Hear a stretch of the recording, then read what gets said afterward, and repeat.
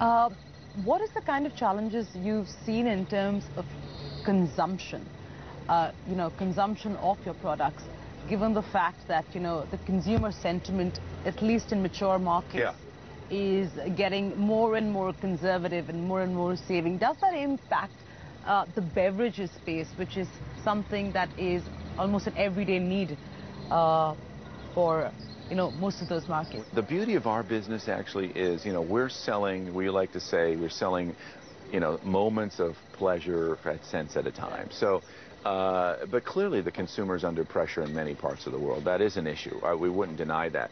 Now, it's much better to be in our business than it is to be in the durable consumer business where you're selling flat screen TVs or washers, dryers, refrigerators. That's a different world, and those people are under tremendous pressure. Our business, we've still been able to grow. What we've adopted as a strategy then is, when you have that kind of tough recessionary environment in a lot of markets, you need to be thinking about the price point. So you need to be thinking about, do you have the right package at the right price so that people can afford it more? So it becomes more of an affordability exercise, and it may well be that you downsize. A big thing we did in the U.S., we had our primary packaging was 20 ounces. We took it down to 16 and put it as a price point at 99 cents.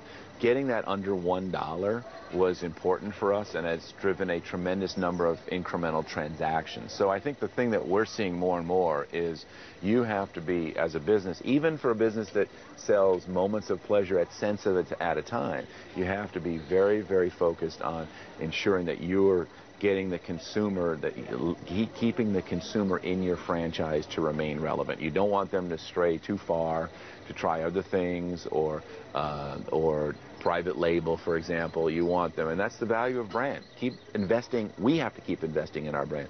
All the research that we see historically is companies that continue to invest in their brand through recessionary times come out on the other end when the recession ends, and it will end. Europe isn't going away, Greece isn't going away, the U.S., there are tough times now, but it will get better. But when it gets better, you find that your business, if you've invested in your brand through those tough times, it's even stronger, it comes out stronger. But Joseph, don't you think this is the first time marketers like yourselves and many others are actually witnessing a depression? Because for the last 2 decades or so, it's really been a boom time. It's been a feel-good time. Yeah. So you're really, exposed to this kind of market environment for the first time. Yeah, I think we don't see that in our numbers, honestly. So we're not seeing that in our transactions, which we grew 5% last year, 5% in the first quarter of this year of growth. But again, it's hard to paint the whole world with the same brush. Do we see slowing down in the economies of China and India and Brazil? Sure. Yeah. But it's not slowing down to negative growth. I mean, in effect, China may go from 9 or 10% to 7.5 or 8%. That's what I would call a high-class problem. And India is still very robust for us. We're very bullish on India, and we continue to invest there. Yes, is there a period of disruption and period of consumer sentiment which is more conservative, as you mentioned? Certainly, but we don't see it impacting our business in a huge way. Individually isolated pockets, yes, but not in a huge way. And that, otherwise we wouldn't be able to grow. Last year we grew and added over 1 billion cases to our franchise. That's a lot of cases. And that kind of growth we think can continue for us. Do you see, because of it's all relative, so the fast-growing economies like India, China, Brazil, we have witnessed a slowdown, but we're still growing a lot better than the Western markets.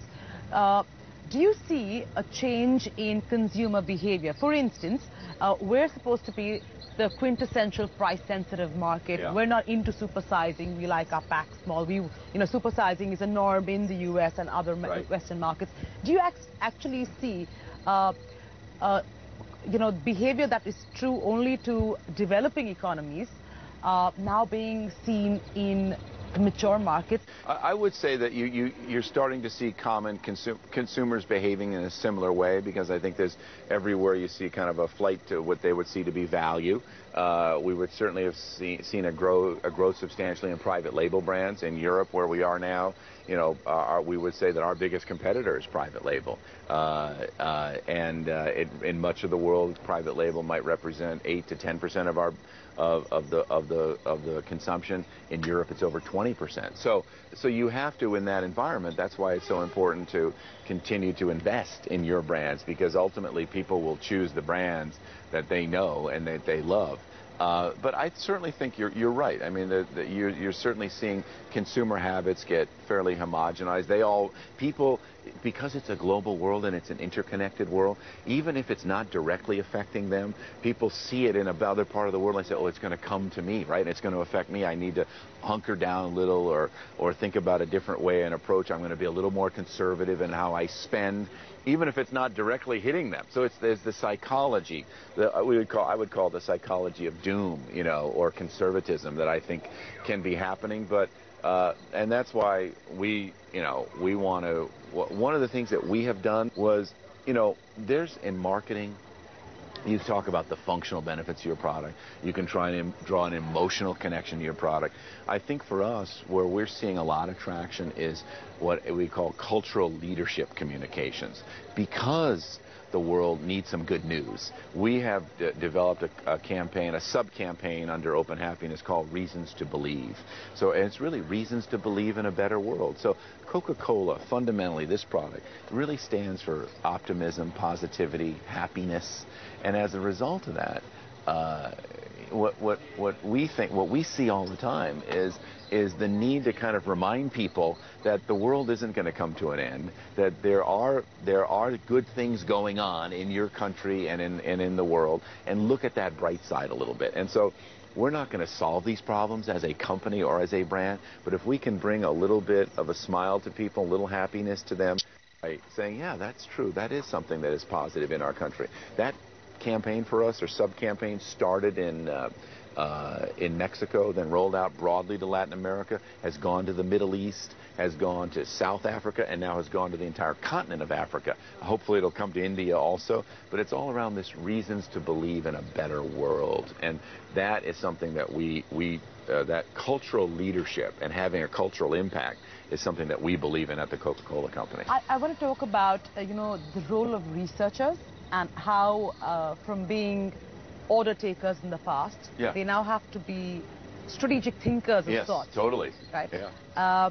How has that role changed, and how is Coca-Cola ensuring that your researchers are being strategic contributors of sorts? Yeah, that's a great question. And, we actually, our global what we call marketing strategy and insights, knowledge and insights function is headed up by someone from India, Stan Santanayan. Yeah. He does a fabulous job, and he's a big thought leader, and he is evolving the culture of our entire kind of researcher, or what we call our knowledge and insight community around the world.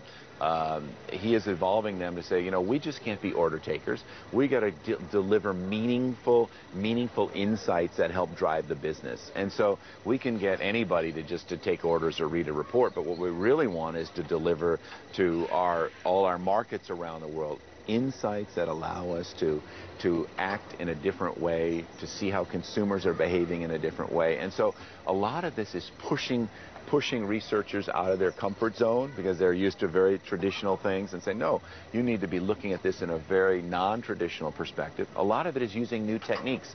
We've partnered with a company called NeuroFocus, because we think that understanding the mind and how it processes images and thoughts, it represents it sounds scary, but it's not really scary. Dr. A.K. Pradeep. Yeah, exactly. Yeah. And so we have worked with NeuroFocus and are doing a number of lab experiments around the world with NeuroFocus, particularly to help inform us as to how consumers will just see or think about communications, see a point of sale material, how they react to that. So it's really fundamentally, it's getting your researchers out of that traditional box and into a far more progressive look at the world and where things are going, and to get ahead of it. We want our researchers to bring us, where's this going? Where is it? Where, as an expression, one of the greatest hockey players in the world, Wayne Gretzky. They said, well, Wayne, why were you successful? And he said, I skated where the puck was going, not where the puck was. So we want our researchers to research where it's going, not where it is today. Why has Coca-Cola never thought of diversifying into foods? I think, 25 years ago, Coca-Cola bought Columbia Pictures, so it diversified into entertainment. Food certainly never come up on the agenda. I think the view is, because a lot of people also ask, well, will Coca-Cola go into alcoholic beverages? Our view is the opportunity is so huge in the non-alcoholic, ready-to-drink spectrum category that there is enormous upside. Even our number one, we look at a lot of our business on a per capita consumption basis. So how many drinks are consumed per year per person? 8 ounces. 8 ounces the measurement. In Mexico is our highest per caps in the year at 728 per caps. So that means everyone in Mexico is drinking 2 Coca-Cola products a day. Now, what that means, though, is that when I look at that, I say, oh, my God, it's enormous. But when the people from Mexico come to me, they say, Joe, but that's only 35% of the total consumption of the Mexican people, because they're drinking, tap water, they're drinking milk, they're drinking all other kind of beverages. And so we have so much potential. So we feel that there's still huge potential in our business, that we should stay focused on non-alcoholic ready-to-drink beverages. And that's why we're the world's largest beverage company, because we're the world's largest juice and juice drink company. We're number 3 in water. We're number 1 ready-to-drink tea. We're number 1 ready-to-drink coffee company, and of course number 1 sparkling beverages. But there's plenty of room for growth in our core business. You can get distracted and not thrive. What are the 3 big challenges you face in the Indian market? In the Indian market, I think a couple things. One would be, first would be distribution in the rural parts of the country, and we're looking at different models as to how we might get out there more. Number 2 is we need to strengthen brand Coca-Cola. Obviously, Thumbs Up is a great, wonderful brand, and we love Thumbs Up. I would love Coca-Cola to even be more pervasive, and I think we're going to continue to invest there. I think it's just getting people to, getting the availability of our product broadly throughout India so that they try it and see it's good, and not just Coca-Cola, but all our products. So it's distribution out to the millions and millions of Indians who live in the rural area.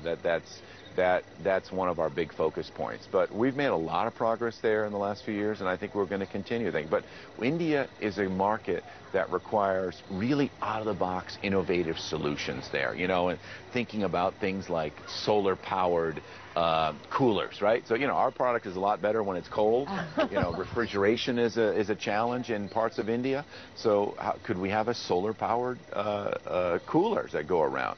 And and obviously making sure, our biggest thing is we want to make sure that we're good citizens in India, in the local communities, that we're doing the right thing in order to be a good corporate citizen. That's the one that we want to spread that message, and not just the message, but actually do it.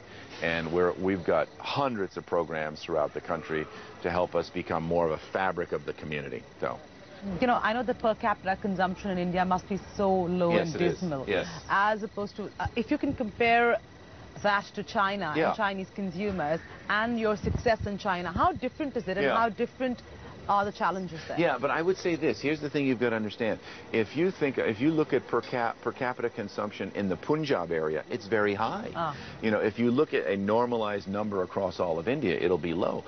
And it's just like, if you look at a normalized number across all of China, it's not high. But if you look at Shanghai, Beijing, Guangzhou, all the big cities, it's much higher. So the challenge in both India and China is getting your product available and getting people to understand why they should consume the product in the rural areas. So they both represent challenges that are very similar from that respect. Do I want to sell more in Mumbai and Delhi and every place? Absolutely. But I think fundamentally the opportunity and the challenge is, how do you get throughout all those hundreds of millions of people, both in India and China, that are in the rural markets? Lovely talking to you, Joseph. Thank you. It's Really great, a pleasure. great questions. I really appreciate it. I really enjoyed being with you and on the show today. Thank you. Thank you.